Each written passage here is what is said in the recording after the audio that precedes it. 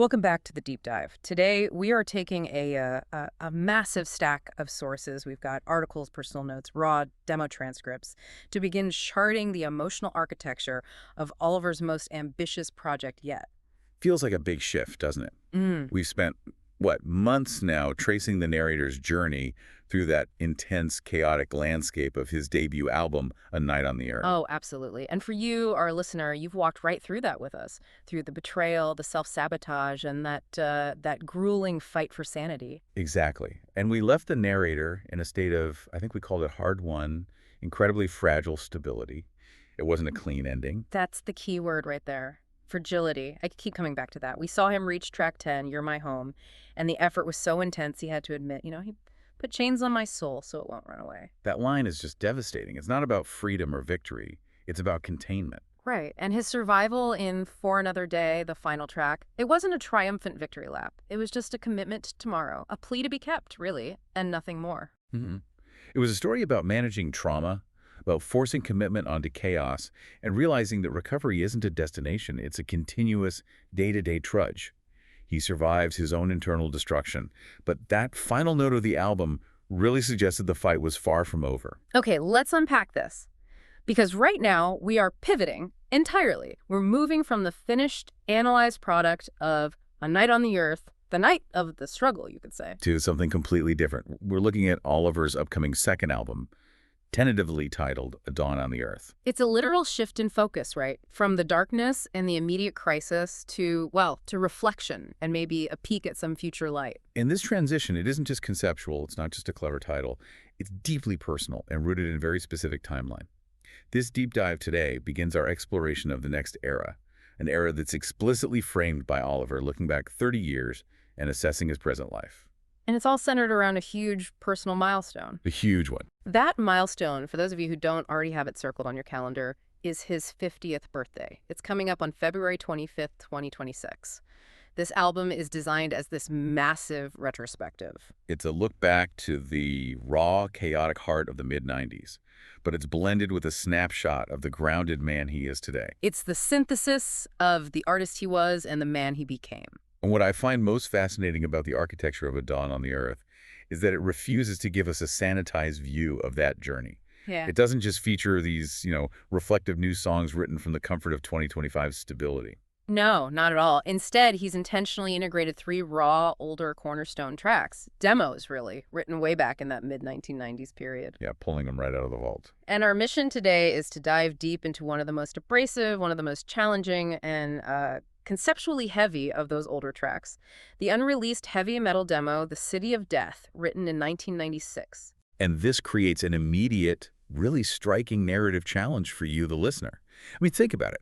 If the narrator found his fragile home and committed to Another Day at the end of the last album, Right. how does he reconcile that progress with releasing a heavy metal track titled The City of Death? It's a jarring question. It immediately suggests that before he could embrace the dawn, he had to fully, completely acknowledge the absolute nihilism that he crawled out of. It's the ultimate confrontation with his own shadow, no question. And this raw 1996 track, composed during a period we know was full of documented personal and geopolitical turmoil, is being intentionally placed directly alongside new songs. Songs written in 2025 that are dedicated to his wife, Dragana, and his daughter, Marina. That juxtaposition is everything. It forces us to measure the distance between his absolute darkest identity and his current, defined stability. So we are, in essence, exploring the emotional bedrock of the narrator's trauma. The City of Death is the unvarnished history of despair that Oliver believes is a necessary context for understanding the joy and commitment he expresses today.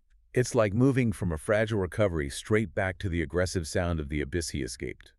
It's a bold move. It's an incredibly bold move, and that structural choice, blending the raw past with the stable present, is what makes A Dawn on the Earth so compelling right from the get-go.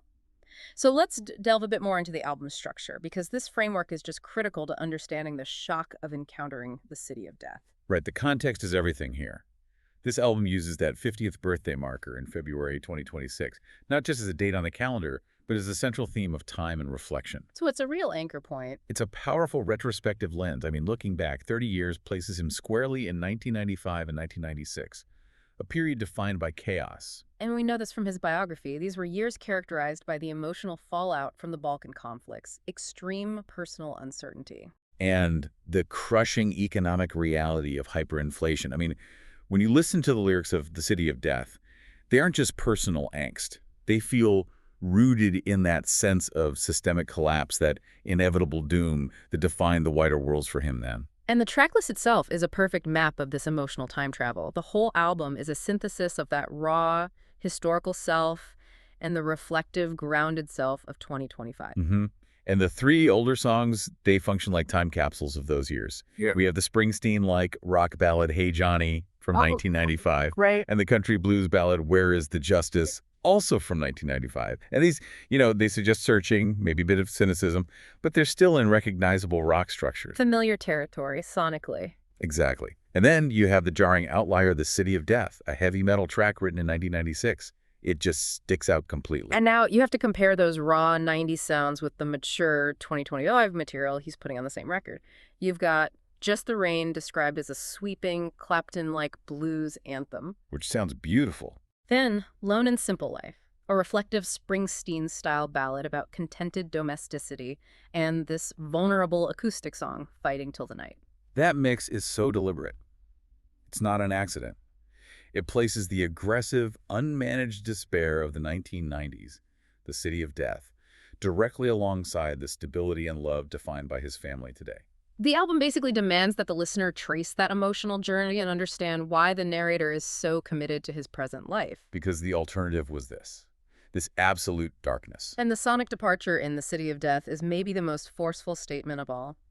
A Night on the Earth relied on rock blues ballads, pop rock, country, acoustic styles. We never once heard heavy metal. Not even close. This isn't just a slight genre shift, it's an immediate, aggressive tonal choice. It signals extreme emotional terrain. Well, heavy metal, particularly in its raw sort of 90s form, it's fundamentally different from blues or rock ballads, isn't it? Blues is about articulating pain, but maybe with the hope of redemption or catharsis. A way out. A way out, or at least a way through. And ballads are about yearning and reflection. But heavy metal, it often uses dissonance, extreme volume, and aggressive tempo to convey existential extremity. What do you mean by that exactly? I mean, a feeling that the system itself is fundamentally broken and the only correct response is rage or just total nihilism. It's not about feeling sad, it's about the world being wrong. Wow, that's a powerful point. So if the narrator in Life and Lies articulated his cynicism through a quiet piano ballad, a kind of controlled philosophical thought, Right, it's cerebral. here he needs the sheer force of heavy metal to convey the physical impossibility of living in the City of Death. It's the sound of a scream, not a thought. Absolutely. The genre acts as a necessary vehicle for the themes of fatalism, self-destruction, total hopelessness that were defining his existence in 1996, and the fact that Oliver is now choosing to release this aggressive, unfiltered sound. Even while celebrating his current stability with songs dedicated to Dragona and Marina. It just speaks volumes about the project's integrity. He's not just celebrating survival, he's confronting the trauma that survival came at the expense of.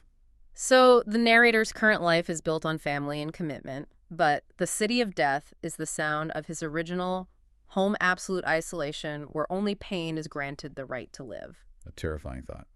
Okay, let's venture into the lyrics themselves. Good. Let's understand how this raw, heavy metal atmosphere is established.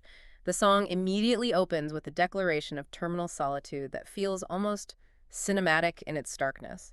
The opening lines, they establish an absolute state of isolation, far beyond simple loneliness. There's no one down here on these streets. There's no one down here, only me. Yeah. This isn't the loneliness of separation like the 3 million miles distance we heard about in the previous album. This is fully realized terminal solitude. The very existence of others has been erased from the narrator's reality. That intensity is just so jarring, especially when you remember the narrator's constant, almost frantic search for external validation and connection in A Night on the Earth. Oh yeah, demanding answers and tell me why. Or desperately trying to force clarity and now I know. Here, that search is over. The silence is complete. He's not asking anymore. And critically, any idea of external salvation is just dismissed as fiction. The lyrics say, and hope is somewhere else, somewhere in the land of dreams. Wow. The profoundly nihilistic position. Hope isn't just lost. It's been relegated to the realm of fantasy. It's made entirely inaccessible to the physical, grounded reality of the narrator. This city is the anti-dream. But the feeling of being trapped, it quickly turns into this proactive fatalism, which is what gives that first stanza its terrifying edge. He says, and no one's coming here because if they do, they'll die with me. That changes the dynamic completely, doesn't it? Yeah. He's not just isolated from others, he's actively enforcing his isolation for their protection. He sees himself as a contaminant. Exactly. He views himself as toxic, contagiously doomed, a source of inevitable suffering. This self-inflicted exile is such a powerful, dark statement of self-worthlessness.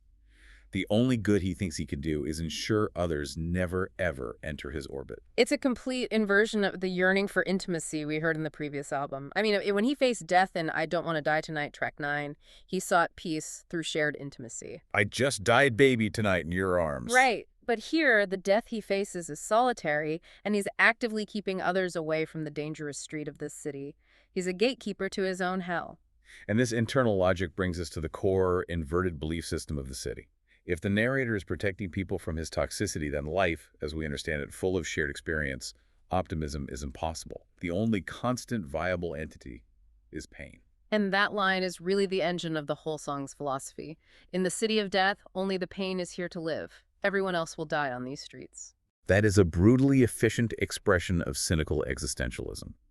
We typically value life as the constant and view pain as the temporary, manageable affliction. Here, the values are completely flipped. Pain is the only real, permanent, and therefore living entity. Everything else is ephemeral and doomed to perish. It's the ultimate truth of this world. And it provides perfect historical context for the cynicism we heard in Life and Lies. If, as the narrator concluded in that song, the complexities of human existence and relationships are fundamentally lies built on deception, Then only the undeniable, immediate, visceral reality of pain can be accepted as true and capable of living. Pain doesn't lie. pain is the ultimate, inescapable truth in this worldview.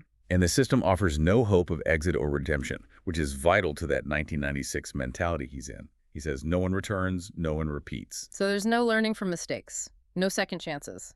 None. This statement denies the possibility of a cycle, of learning, of eventual escape.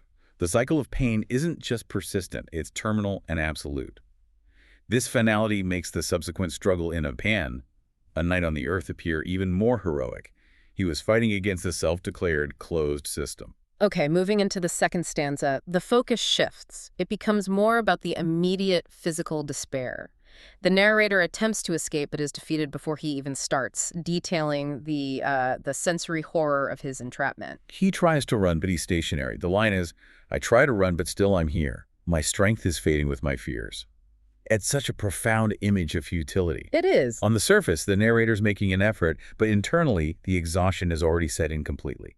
His fears are literally consuming his physical strength to escape. I keep thinking back to those 68 rock ballads on A Night on the Earth, where the rhythm itself, that heavy, determined beat it, reinforced the idea of a painful but determined trudge forward. A forced march toward stability. Exactly, a forced march. Here, the struggle is active, he's trying to run, but the result is zero movement. The effort is futile. The energy for that trudge is completely gone. He is defeated and stationary. And that psychological despair is immediately grounded in a shocking sensory detail. This is what makes it so visceral. And everything around me smells. It smells so bad, one just can't say, and everything around me is dead. That inclusion of a sense of smell is so crucial. Philosophical despair, uncertainty about the future, existential dread, those are intellectual concepts. They're abstract. But smell is immediate. It's visceral. It's impossible to filter out. It is the most primal sense. And by grounding his despair in a sickening physical odor, the narrator takes the abstract trauma and makes it an unlivable, horrifying physical reality. It's the smell of death and decay, and it's permeating his entire world. It forces the listener, and the narrator himself, to acknowledge that this trauma isn't just in his mind, it defines his physical environment. The world around him is literally rotten, mirroring his internal state. And the response to this overwhelming physical reality is just a chilling resignation. But dying's just another day. This suggests that the continuous emotional crisis has been so deep and so prolonged that death has lost all its dramatic power. Its sense of finality, even its threat, it's all gone. It's just mundane, And a it- non-event. It's a chore. It's an inevitable part of the background. Morbidity has become the status quo. To be so defeated that annihilation is boring is perhaps the deepest level of existential failure I can imagine. And the heavy metal delivery of this line, which you'd think would be reserved for some epic, dramatic moment, instead delivers a casual, cold shrug. It's just another Tuesday in the city of death. Precisely. The city of death, therefore, it's not just a location, it's a terminal state of mind. Let's dedicate some serious time to breaking down this metaphorical reading, seeing the city as an unforgiving, self-destructive psychological trap. I think we have to. The third stanza is where the city is explicitly defined as a trauma-induced state, he says. I wasn't born here on these streets, but once you come here, you can't leave. That admission is so vital. It confirms the city is an acquired state. It's not Yeah. inherent to the narrator's birth or his original nature. Right. It's a destructive habit, a coping mechanism, or a trauma so profound that once he stepped onto those streets, the drinking, the lying, the chaos he admitted to later, it became a terminal destination. There was no turning back. It acts like a mental black hole. A perfect metaphor. This city takes you quick and makes you live your nights in fear, and you must die in here because there's no way that you can leave. The speed takes you quick. It mirrors how fast destructive habits can take root, how rapidly trauma can overwhelm a stable psyche. So if we look at the previous album, the narrator tried to fight this exact internal momentum by putting chains on my soul in You're My Home. The city of death represents the time when that internal chaos was victorious. It got to him quickly, and now it actively prevents his exit, making him live in fear. And what's fascinating here is the implication for the subsequent narrative. If in 1996 the narrator believed this state was terminal, that he must die here, then the eventual home and commitment he found in A Night on the Earth must be seen as an utterly monumental achievement. It's almost a miracle. It wasn't just a recovery, it was an escape from a self-proclaimed death sentence. He broke out of a prison he himself declared inescapable. That commitment to survival is what makes the ultimate paradox of the next line so tragic. The narrator defines this place of terminal despair as his true, his only home. This is the ultimate tragic irony. After the intense, agonizing search for stability and connection detailed in the previous album, the 1996 narrator defines his only real, permanent, lasting home as the place of death and burial. He desires the finality of it, and the only thing I want for me is to be buried down here because it's my only home, the only home I'll ever have. He rejects the future-facing idea of building a home and instead opts for the absolute, terminal finality of burial in the ground of his own despair. Psychologically, what does that suggest? Well, it suggests that the only true relief from the constant, exhausting struggle of life, the fight against chaos, the managing of pain, is found in ultimate surrender. The chaos ends when he stops fighting, and the only place that allows him to stop fighting is the city of death. So it's a twisted form of peace, found only in finality. It is. It's the relief of giving up. Yet there's this desperate flicker of self-definition in that acceptance. He finds a terrible form of solace in this nihilistic environment, claiming it was made for him. He says, it's like it's made just for me, the only place where I am free, while I am living here in the city of death. That concept of freedom is critical. We heard the instrumental track Freedom on the previous album, and it was full of complex, searching, almost unresolved notes. Right, it was a question, not an answer. Exactly. But for the 1996 narrator, true freedom means accepting his darkest, most destructive, and most isolated identity. If his internal chaos, the running, the lying, was his true innate nature, then being trapped where that chaos reigns is the only place he can stop pretending and be genuinely free. So freedom is just the absence of the struggle to be better. That's a great way to put it. He defines himself by his destruction. It's a self-portrait painted in nihilism. Which leads us to the final stanza, where this self-destructive freedom is shown to be governed by external, inevitable fate.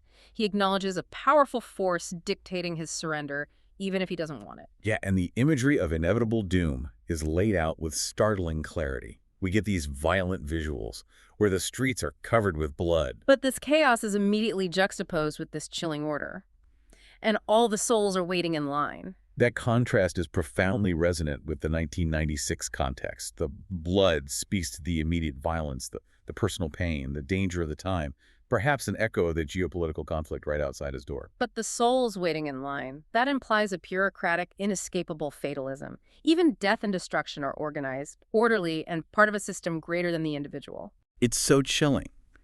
The narrator isn't just lost. He is part of a queue. It implies his demise is scheduled, unavoidable, and non-negotiable. This is the ultimate feeling of powerlessness under systemic pressure. And this fatalism culminates in the definitive admission of surrender. The narrator acknowledges a controlling force stronger than his own will. Well, I don't want to go, but still I'm going down because there's something stronger than me. This is a submission that directly contradicts the aggressive assertion of self and boundaries we saw later, particularly in You Lost My Love. There, he drew a line. Here, he just submits. He gives in. He gives in. He acknowledges a force, whether it's his internal self-destructive cycle, the crushing weight of depression, or the external societal decay of the 90s that dictates his destiny. A sense of agency is completely stripped away. And the final line drives this point home absolutely. In this town, there ain't nobody free. So even the freedom he thought he found. It was an illusion. If the only freedom he found was in accepting his destructive identity, that freedom is immediately negated by the fact that the entire system is controlled by an external force. Nobody escapes the rules of the city. This state of mind dictates the terms, and the terms are terminal despair for everyone, including the narrator. This raw, 1996 track is the psychological portrait of a man who believed the fight was already lost. That was an incredibly intense analysis of a single track. Okay, let's synthesize this.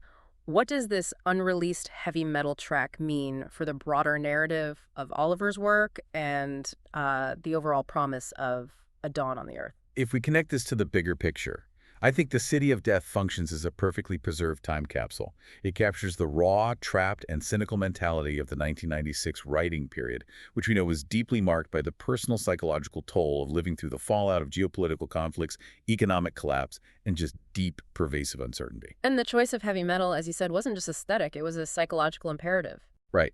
It was the only way to convey the extremity of a state where only pain could live and death was just another day. This track represents the absolute nihilistic low point the narrator had to reach and fully accept as his reality. And this context, it fundamentally changes how we view the previous album. Everything the narrator achieved in A Night on the Earth, the commitment, the managed chaos, the determination to survive, it was a conscious, brutal fight against the existential truth that's revealed in The City of Death. The stability he found decades later was hard-won precisely because his starting point was this self-diagnosed terminal despair. It was a home he once craved and had to learn to escape. The narrator learned how to manage the trauma, but this song is the unedited, desperate core of that original trauma. It's the internal chaos that defined him, and that he later had to spend decades learning to contain, to chain, and ultimately to choose to reject. It shows us what he sacrificed to find peace. It really does. So what does this all mean? We are left with this massive, unavoidable paradox regarding death, commitment, and home within the narrator's timeline. And it's a paradox we have to confront. We have two strikingly different approaches to death. In I Don't Want to Die Tonight, the narrator, facing an external death, finds profound safety and surrender in his partner's embrace. My spirit is going out. I just died, baby, tonight in your arms. Death is framed as a shared, intimate moment, a final peace granted by love. It's almost beautiful. It is. Yet, in The City of Death, composed years earlier, death is a futile, continuous, mundane process. Dying's just another day. And the only way to be truly home and free is to be buried in this isolated terminal city of despair. The two songs use the exact same vocabulary, death and home, but they assign them completely opposite emotional weights. And the question this song raises is fundamental to the entire arc of Oliver's work. Does this song suggest that the rebirth and stability he found later, the hard-won home with Dragan and Marina, were only possible because he first fully embraced and accepted the absolute nihilism and terminal pain described in The City of Death? In other words, did he have to hit absolute bottom first? And not just hit it, but accept it as his identity. Did he have to look into the abyss, accept his doom, and define himself around that isolated destruction, only to realize years later that true strength lies not in surrender, but in choosing to fight relentlessly for a fragile, non-nihilistic reality? It suggests that the profound commitment in You're My Home wasn't just a simple declaration of love. It was a conscious, violent rejection of the powerful, innate, destructive freedom and the simple relief he found in The City of Death. Wow, so he chose the complex, painful trudge of life over the simple, nihilistic relief of death. He had to know both to make the choice. That is a challenging, provocative thought to carry forward, especially as we begin to explore the rest of A Dawn on the Earth. This album is clearly going to demand that we, the listener, confront the full, unvarnished history of the narrator's heart. No doubt about it. Well, that brings us to the end of our deep dive into the aggressive, raw power of the City of Death. This heavy metal track is undeniably a crucial piece of the puzzle. It provides the necessary contrast for the stability Oliver found decades later. It's a terrifying but necessary look at the emotional bedrock of the narrator's trauma, and it sets the stage perfectly for the rest of the retrospective focus of A Dawn on the Earth. But the journey has just begun. We have two other old demos from the mid-90s to explore, and each one captures a different facet of that chaotic era. The Springsteen-like rock ballad, Hey Johnny, and the country blues ballad, Where is the Justice? Mm-hmm. And we have to move forward in time to explore the sound of the present, the 2025 songs that speak to his current, like that sweeping, reflective blues anthem, Just the Rain. How does that mature sound contrast with the abrasive metal and raw blues of the 90s? That juxtaposition promises even more insight. I can't wait. It's going to be a fascinating journey. Absolutely. We will continue this chronological and emotional exploration of Oliver's journey through A Dawn on the Earth next time. Until then, keep pondering the profound connection between ultimate surrender and hard-won stability, and the idea that sometimes the true search for home requires first accepting your former solitary home in the City of Death. Keep digging.